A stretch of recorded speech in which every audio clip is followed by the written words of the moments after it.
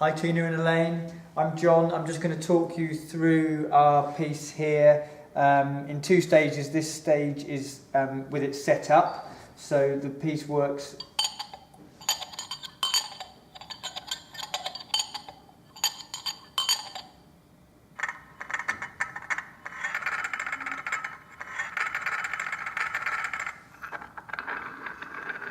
so as you can see, I'm touching the different pieces of ceramics, and my touching is going through the gold luster on the ceramics, conducting through to the touch board in the middle and triggering the sounds.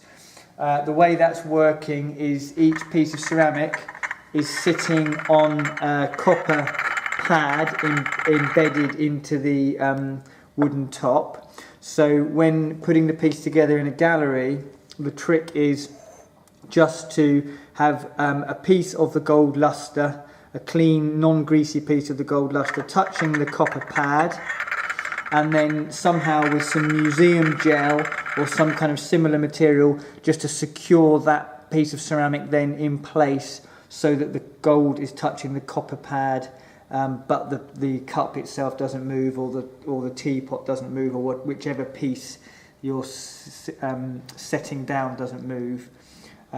Occasionally, as I think, oh no, this is still working. If on occasion the piece appears to stop working, it's very simple to reset. There's a tiny little metal button in the corner of the white circuit board there, and you just push that button down quite hard. You've got to push it all the way down so the circuit board hits the wood underneath, and you'll hear that little pop, and then this red light flashes.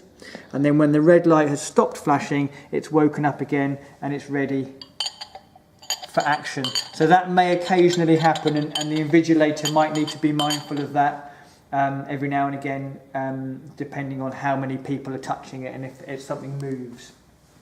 Underneath the wooden board are the speakers. There's one either side. You can only see the front one from the angle of the camera, and you can adjust the volume on these speakers very simply. Underneath there's a plus and a minus button. The middle two buttons are 4, and obviously plus turns them up and minus turns them down, so you can set them for a suitable level for the gallery. In terms of switching on and switching off in the gallery space, there's a little bit of a thing that you need to know about. The speakers are actually battery powered, which is great because what you can do is at night, when the invigilator goes and closes up, you can plug the speakers in using this cable here, clearly marked speakers charge only at night. So that can be plugged in, and you'll hear. The reason for this is, as you can hear, the power supply that charges these speakers is a bit noisy, so you obviously don't want that noise during the day while the gallery's open, so hence charge. You can stop it the other way as well. Charge at night, what with the plug-in, yeah, we could mention that. So we thought simplest way is to just charge at night and then unplug during the day. And there is actually an on-off button on the top of the speakers as well, just next to the volume controls I described to you a minute ago. But I think once the speaker's on, just from charging and battery powering itself, you probably won't need to worry about the on-off button on a day-to-day basis. And then the other plug, which is written plug-in for exhibition, is the power source for the circuit board, the bare conductive touch board, which I showed you in the middle of the piece. So that obviously needs to be on for exhibition. Yeah, that board there that you can see on the camera.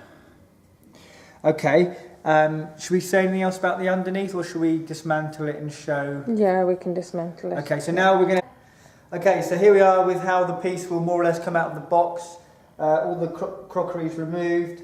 I've just flipped it over to show you the underside on the two plinths. So coming through the bottom of the board, we have 2 wires. Okay, this one very simply is a longer one, which, when I've untangled it, is basically that's the plug for the bare conductive touch board in the middle of the piece. So that one just drops down and needs plugging in. The other wire coming from the bottom is that's the audio that comes out of the board, okay? And you'll see, if you look closer, you'll see it's actually a Y splitter, a couple of wires plugged together. And what that means is that it has two plugs on it, and that's one for each speaker. Okay, so they'll go into the speaker in a minute. The other thing on the bottom of the board here is the four-way power socket, which is all secured on, and that needs plugging in, and that's how the speakers get their charge overnight while the gallery's closed. And in the box you've got two separate chargers here, each with a USB cable plugged into it, so they will go into that to charge the speakers. Here's the two speakers.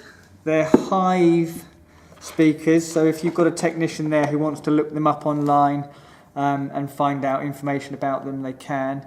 They're new speakers, so it's easy to find info, but they're really simple.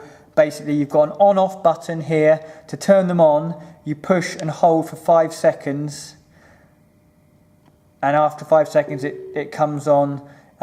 Depending on how much charge is in the battery, that light around the outside turns green or possibly yellowy orange if it needs charging. Don't worry about the blue flashing light. That's because they also run on Bluetooth, which we're not using. We're plugging in our sound from one of the two jack plugs to the line-in socket on each speaker. Okay, and then underneath that line-in socket is a little USB, and that's where the charger plugs in as well. And that can stay connected throughout the whole exhibition, so that at night, when the power goes on to that one, it charges the speakers up. The speakers are held in these two acrylic brackets. When we ship the piece, we'll take these off so they don't get broken, but they'll have four round-headed Phillips screws. That funny beep was the speaker. They make the odd, strange beep when you're plugging them and unplugging them. I'm just going to turn it off. Okay. So the brackets will come separately with four screws that just need screwing in. There's two different widths of bracket. The narrow one is designed to go on the side of the speaker with the on-off button, so that when it's slid in, you can still get to the plug sockets on the back. And the wider bracket goes at the other end of the speaker. And obviously there's two sets of those because there's two speakers that slide in as described. And obviously if the speakers are the correct way up this way, then when you flip the board over you can get to all the buttons. So ultimately you'll put the brackets on, slide the speakers in, plug the power for the speakers in to the speakers for charging, and then the two audio plugs into the line-in sockets. That one's just gone in there, and this one's in here. The other power will go in there.